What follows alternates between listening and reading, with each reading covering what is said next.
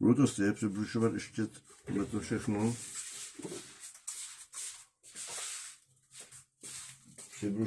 Přebrušovat a leštit, takže se tohohle úplně nebojím, že by tu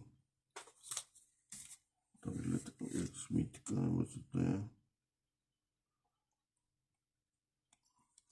Taky nějaký výstupek.